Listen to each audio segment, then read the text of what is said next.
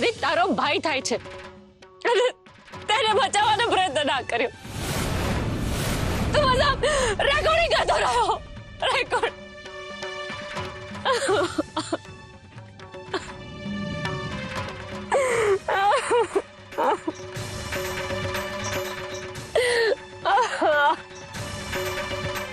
મેં ચોક્કસ ધ્વનિતને બચાવવાનો પ્રયત્ન કર્યો હોત, પણ વેવાએ પહેલા જ શરબતમાં ઝેર ભેળવીને ધ્વનિતને પીવડાવી દીધું હતું. ધ્વનિત ગણતરીની શ્વાસો લઈ રહ્યો હતો, પણ એ બચાવવા ઈચ્છતો ને તો પણ એને બચાવી ના શક્યો હોત. અને જો એ વખતે મેં આ વિડીયો રેકોર્ડ ન કર્યો હોત ને તો હું તમને પણ નિર્દોષ પુરવાર ન કરી શકત. મોન્ટી અને એના માણસો સાથે લડવાની મારી તાકાત નહોતી, અને એ સમયે વિડીયો રેકોર્ડિંગ કરવા સિવાય મારી પાસે બીજો કોઈ જ ઉપાય નહોતો. મોટી મામાએ બહુ જ ખોટું કર્યું છે. હું એમને નહીં છોડું એમને.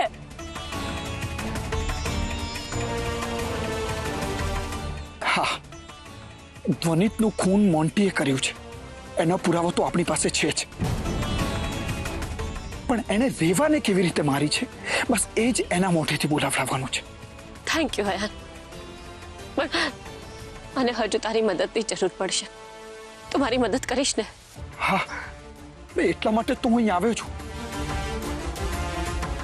અને મારે મોન્ટીને બરાબરનો પાઠ ભણવાનો છે. હું મોન્ટીને છોડીશ નહીં. સૌથી પહેલા તો મારે મોટી બાને મળવું પડશે, એમના વિડીયો બતાવવો પડશે, એમને વિશ્વાસ અપાવવો પડશે કે મેં કંઈ નથી કર્યું. મોટી બા માટે એમની નાની વહુ એમનું સન્માન છે, એમનું ગૌરવ છે. મોટી બાને મારી ઉપર તે વિશ્વાસ ના ઉઠવો જોઈએ. તો નહીં જીવી શકું, હું નહીં જીવી શકું. એવું કંઈ જ નહીં થાય. મોટી બાને તમારી પર વિશ્વાસ છે જ. એ ગઈકાલે જ્યારે તમને પોલીસ સ્ટેશન મળવા આવ્યા હતા ત્યારે હું પણ એમને મળ્યો જ હતો, અને મેં એમને બધી જ હકીકત જણાવી દીધી છે. અને આપણે લોકો જે લોકઅપમાંથી બહાર નીકળ્યા છે ને, એમાં મોટીબાએ આપણો સાથ આપ્યો છે. મોટીબાના કારણે જ આપણે લોકઅપમાંથી બહાર નીકળી શક્યા છે. એમણે જે બુંદીના લાડુ બનાવીને આપ્યા હતા ને, એ ખાઈને જ બધા બેભાન થઈ ગયા. અત્યારે સૌથી પહેલા મારું મોટી બાને મળવું બહુ જ જરૂરી છે. સરખા, તમારું અત્યારે ઘરે જવું સેફ નથી.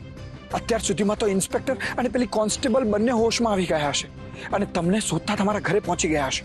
ગમે તે થાય, પણ હું મોટી બાને મળીશ અને એમને વિશ્વાસ અપાવીશ કે એમની નાની વહુએ કંઈ જ ખોટું નથી કર્યું. તો તારું ધ્યાન રાખજે.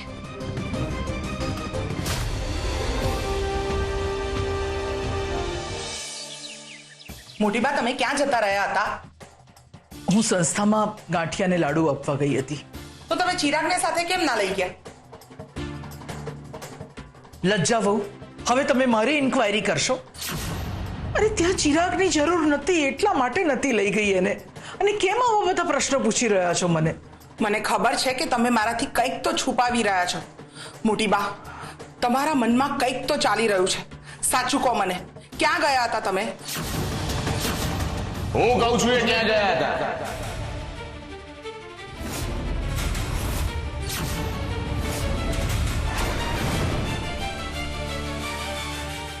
એ પોલીસ સ્ટેશન આવ્યા હતા.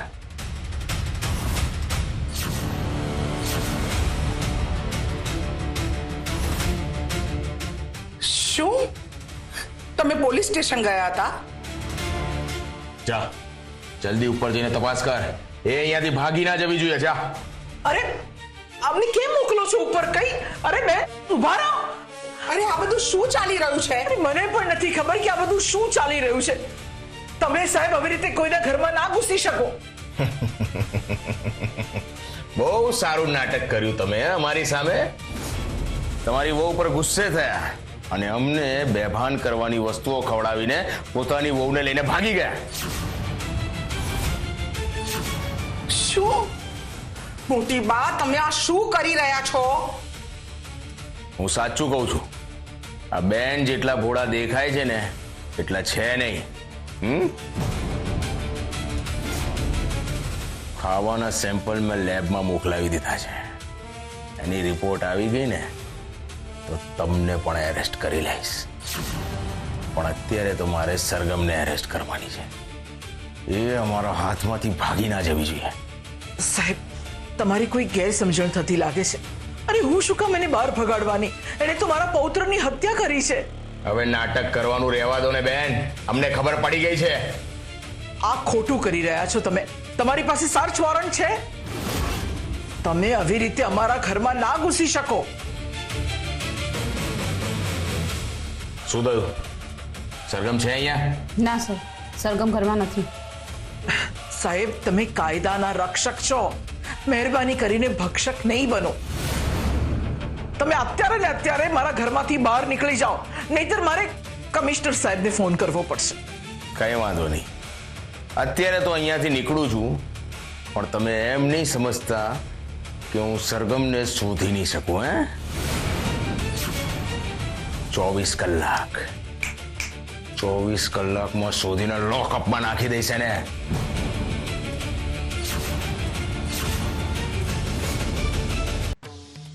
ચલો.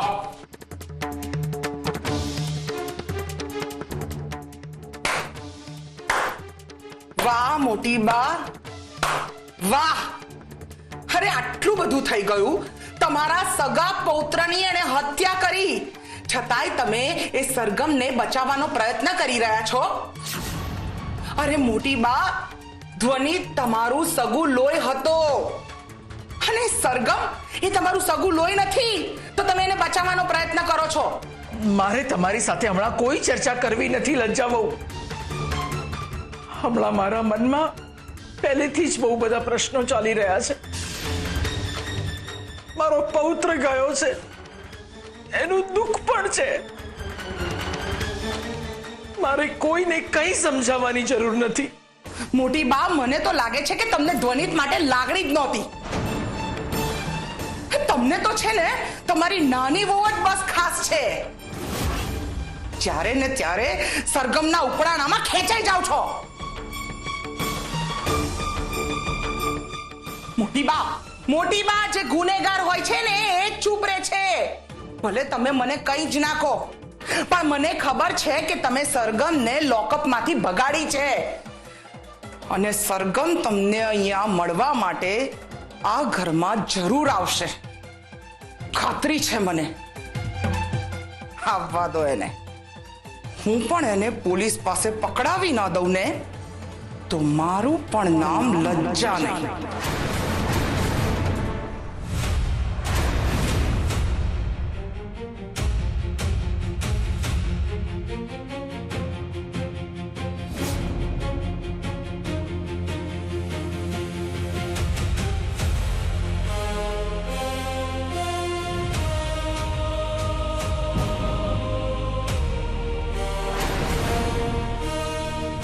સાંભળ, મને પૂરી ખાતરી છે કે સરગમ અહીંયા આવશે જ. આજે તારે પોલીસ સ્ટેશન આવવાની જરૂર નથી, અહીંયા જ ડ્યુટી કરવાની છે.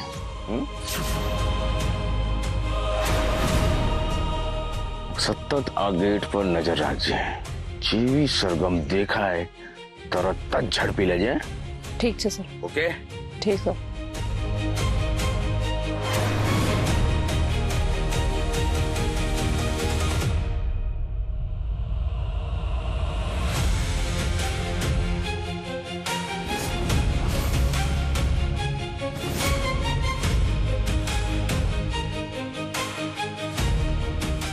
આ લોકો મારા ઉપર નજર રાખવા માટે કંઈ પણ કરશે.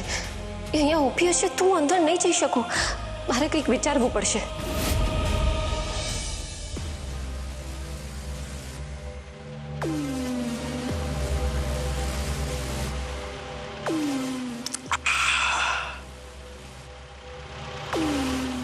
આજે મેં મારી બેનનો બર્થડે એટલો સરસ રીતે સેલિબ્રેટ કર્યો છે કે ઉપર નર્કમાં બેઠી બેઠી પણ ખુશ થતી હશે.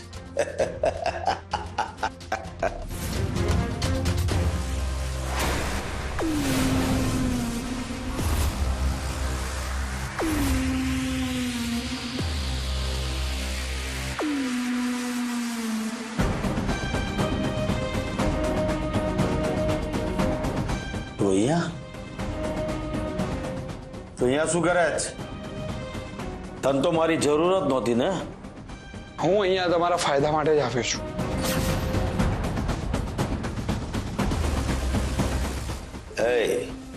એ વખતે તો તું મને જેમ તેમ સંભળાવીને ભાગી ગયો હતો. જો અત્યારે મારો મૂડ સારો છે ને, એટલે તારી સાથે હળી મળીને વાત કરું છું. બાકી આજે જો હું મૂડમાં ના હોત ને, તો અત્યારે તને જીવનનો સૌથી મોટો પાઠ ભણાવત.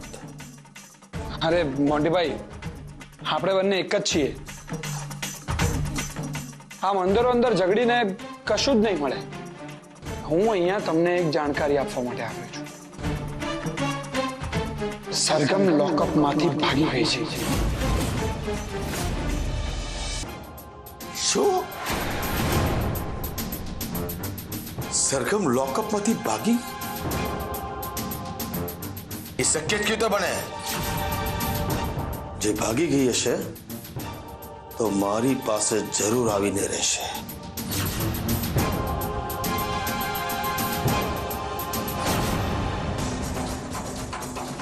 એ કંઈ પણ કરી શકે એમ છે. અને બીજી જાણકારી એ છે કે રેવા હજુ જીવે છે.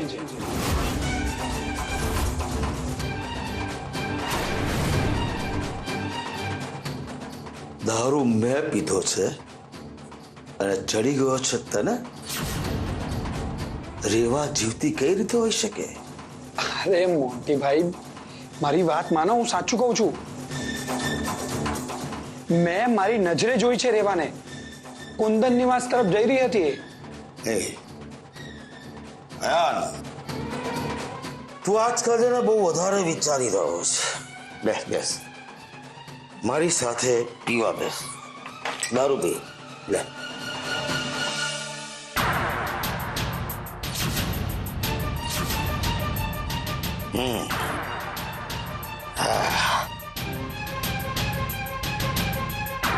પી.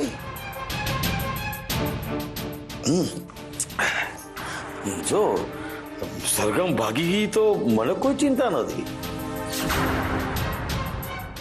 પોલીસ તો એને પકડી જ લેશે.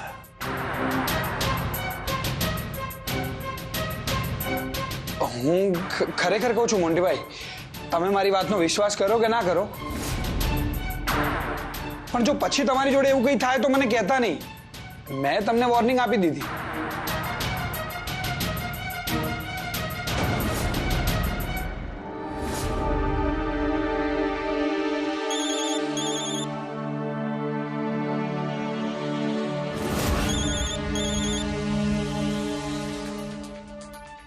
હેલો, ઠીક છે. તું કુંદન નિવાસ પર નજર તો રાખી રહ્યો છે ને? કોની સાથે વાત કરી રહ્યો છે? અને તો શું બોલી રહ્યો છે? મારો માણસ છે, એની સાથે જ વાત કરી રહ્યો છું. હા, સરગમ તારી સાથે છે કે નહીં? એ બધું તું ચિંતા નહીં કર, હું બધું જોઈ લઈશ. પણ તું અત્યારે કુંદન નિવાસ પર બરાબર નજર રાખજે. સરગમ ક્યારે પણ ઘરે આવતી જશે. અને હા, એ રેવા જો ક્યાંય પણ આજુબાજુ દેખાય તો એનો ફોટો ક્લિક કરીને મને મોકલજો.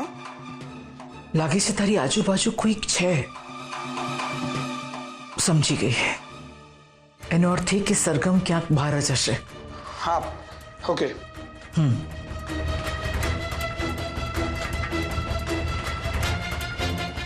શું થયું? મેં કુંદન નિવાસ પર મારો માણસ ગોઠવી દીધો છે. હવે જેવી સરગમ આવશે કે આપણને તરત ખબર પડી જશે. બહુ સરસ કામ કર્યું છે. બનાય બેન, બનાય.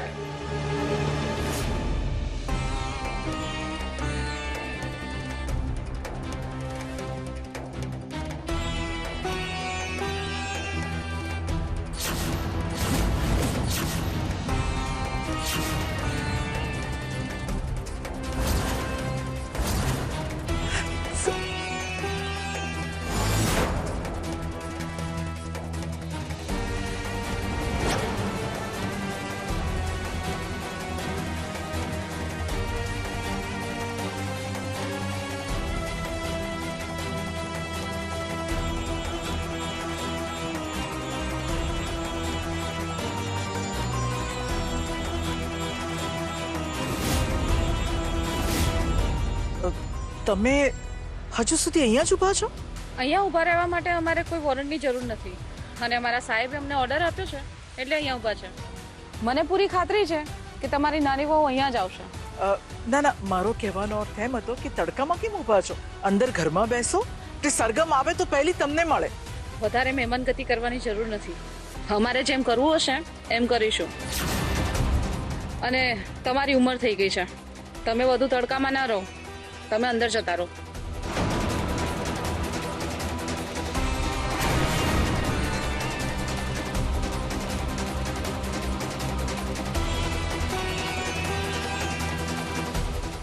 સારું, કંઈ ચા કોફી પીવા હોય તો કહેજો મને. ઠીક છે. ઠીક છે તો પછી ત્વરિત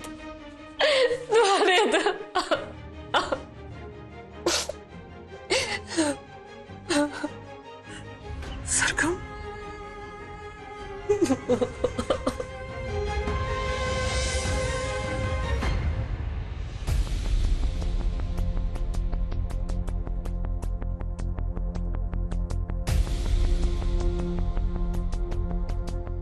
મને ખબર હતી કે રેવા તારી આવી જ હાલત કરશે,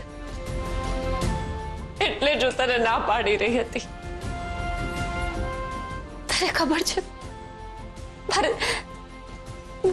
મારે તારી સાથે કેટલી વાતો કરવી હતી, તો શું કામ મને કીધા વગર રેવાને મળવા કહ્યો?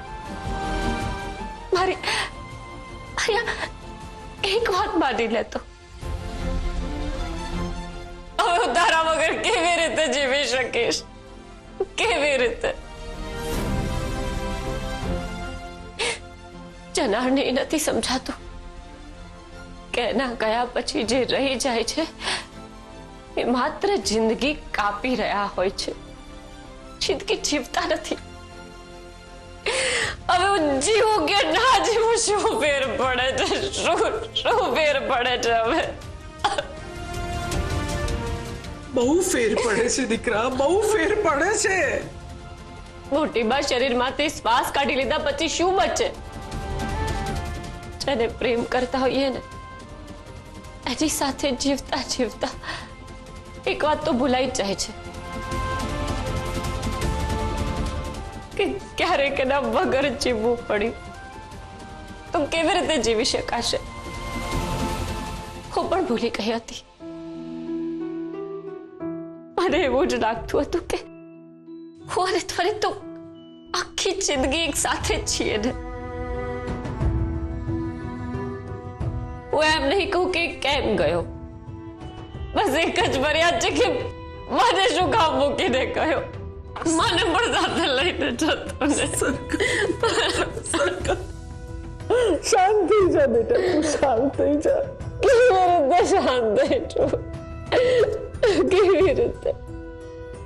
ગાય છે મને આગળ નથી માનો. અરે ઊંઘી નહીં રમતા. અરે ત્વરિત તો વાત સાંભળવો છે. એનો હાથ મારા હાથમાં લેવો છે, એને જોવો છે. પણ હકીકત તો એ છે કે હવે હું એને ક્યારેય નહીં જોઈ શકું. ક્યારેય નહીં.